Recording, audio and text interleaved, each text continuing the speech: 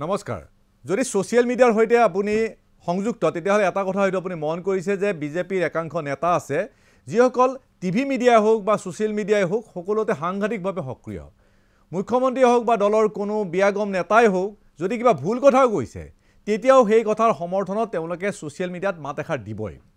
একমাত্ৰ হেয়াই নহয় সোশ্যাল মিডিয়াত নিজৰ মন্তব্য প্ৰকাশ কৰি হেতু সামে মুখ্যমন্ত্ৰীৰ লগতে দলৰ শীৰ্ষ নেতালৈ টেক কৰি দিয়ে যে মই অমুক লিখিলো বা অমুক মন্তব্য দিলো সেই বিষয়ত টেক কৰি দিয়ে ইয়াৰ অৰ্থ তেনেই সহজ যে মুখ্যমন্ত্ৰী বা দলৰ শীৰ্ষ নেতাক ইয়াৰ দ্বাৰা তেওঁলোকে জনাই দিয়ে যে চাওক আপোনাক আমি কিমান ভাল পাওঁ মোৰ প্ৰাণতকৈও আপুনি মাত্ৰ আপোনাৰ নিৰ্দেশৰ অপেক্ষাত আমি আছো চিতাত যা দিব কলো আমি চকু মুদি চিতাত যা দি দিম কাৰোবাৰ তিৰস্কাৰ ভাবুকিক আমি কেৰেপ নকৰো মাথো আপুনি আৰু আপুনি এই ধৰণৰ এক ভাৱে তেওঁলোকে ব্যক্ত কৰে টেক কৰি দিয়ে যিকোনো কথাতে হকে বিহকে তথা দলৰ নেতাক তোখামত কৰাৰ বাবে 24/7 ব্যস্ত থকা এনে নেতাবোৰক যদি আপুনি চিনাক্ত কৰিব পাৰিছে তেতিয়ালে দেখিব যে হেসকল বিজেপি যোগদান কৰা বেছি দিন হোৱা নাই অৰ্থাৎ বিজেপি যোগদানৰ পূৰ্বে তেওঁলোক অন্য কোনোবা দলৰ ভোকেল লিডাৰ আছিল বিজেপি আছিল তেওঁলোকৰ আক্ৰমণৰ মূল লক্ষ্য কিন্তু বিজেপি যোগদানৰ পিছতেই তেওঁলোকে লুটিবাগৰ দিলে আৰু তেওঁলোক ইমানেই বেছি সক্ৰিয় হৈ পৰে যে পুৰণি বিজেপি নেতাসকল কৰবাত ৰৈ গ'ল সোশ্যাল মিডিয়াত যেতিয়া তেওঁলোকে বিজেপিৰ সমৰ্থনত অন্য দলক কঠোৰতকৈ কঠোৰ সমালোচনা কৰে তেতিয়া কিন্তু আমাৰ সাধাৰণ জনতাও তেওঁলোকক সহজে নিদিয়ে পূৰ্বৰ প্ৰসংগ কিছুমান টানি আনি কুকুৰে কাইট নোখোৱাকৈ গালিৰ বৰষুণ আৰম্ভ কৰি দিয়ে কিন্তু আটাইতকৈ আচৰিত কথাটো এ যে সেই গালি ককৰ্থনা শুনাৰ পাছতো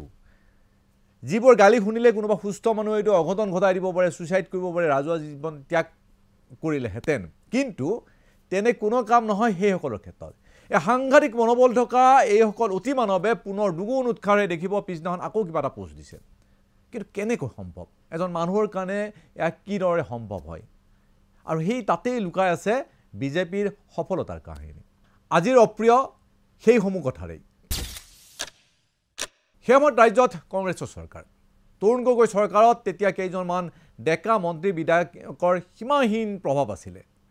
কেন্দ্ৰত ইতিমধ্যে কংগ্ৰেছৰ খুঁটি লৰিছে ৰাজ্যত বিজেপিৰ প্ৰভাৱ বাঢ়িছে আৰু তেতিয়া ব্যক্তিগতভাৱে মই এটা বৈদ্যুতিক মাধ্যমত মাজে মধ্যে টকশ্ব' এটা আঁত ধৰো এটা ৰাজনৈতিক বিষয়ৰ আলোচনাৰ বাবে সেই সময়ত কংগ্ৰেছ চৰকাৰৰ ডেকা ক্ষমতাশালী বিধায়ক আৰু বৰ্তমানৰ ৰাজ্য চৰকাৰৰ মন্ত্ৰী এজনক আমন্ত্ৰণ কৰা হ'ল আৰু সেই ডেকা বিধায়কজন প্ৰায় আধা ঘণ্টা পূৰ্বে টকশ্ব'ত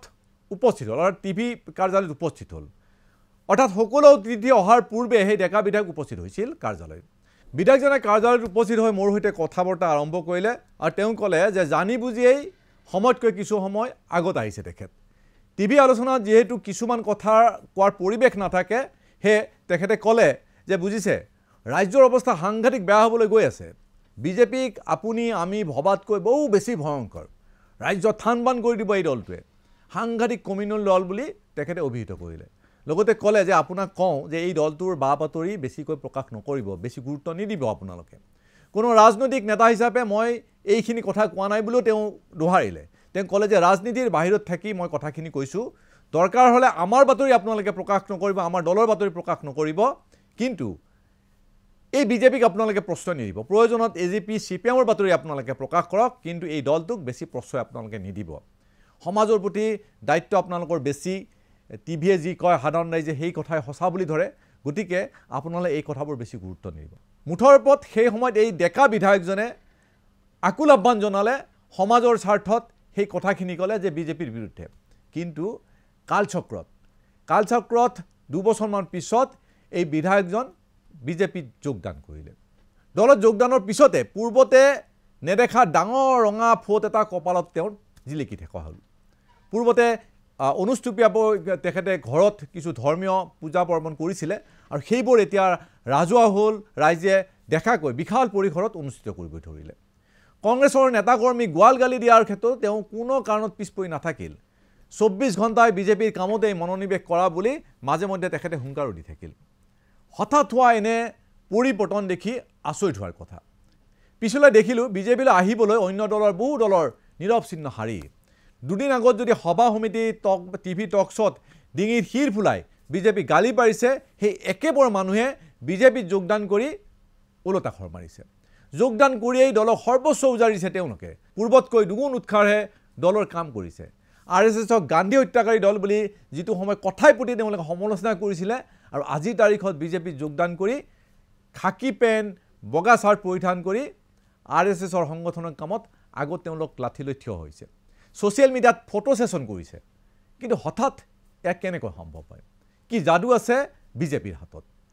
সূক্ষ্মভাৱে যদি আপুনি বিশ্লেষণ কৰে কেইবাটাও দিশ স্পষ্ট হৈ পৰে। এক নম্বৰ দিশটো এই যে অন্য দলৰ বা ব্যক্তি বিশেষক কটু সমালোচনা মুখ্যমন্ত্ৰী সভাপতি আদি শীৰ্ষ নেতাক এনেধৰণৰ তখামত কৰাৰ প্ৰতিযোগিতাত বিজেপিৰ জ্যেষ্ঠ নেতাসকল নাথাকে বা দলৰ পুৰণি নেতাসকল নাথাকে। ইয়াত অংশ কৰে সেই নতুনকৈ যোগদান কৰা কৰ্মীসকলে। দ্বিতীয় দিশ, এনে কটু সমালোচনাত সেইসকল লোকক ব্যৱহাৰ কৰা হয় যিসকলে পূৰ্বতে বিজেপিক অতি বেয়াকৈ সমালোচনা কৰিছিল আৰু বৰ্তমান তেওঁলোক বিজেপিৰ কৰ্মী। সেইসকল লোককহে এই সমালোচনাত ভাগ ল'বলৈ দিয়া দেখা যায়। ৩ নম্বৰ দিশটো, বিজেপিৰ এয়া প্ৰায়শ্চিত্ত তথা শুদ্ধিকৰণ নীতি। অৰ্থাৎ যি মুখেৰে বিজেপিক সেই ব্যক্তিয়ে গালি পাৰিছিলে একেখন মুখেৰে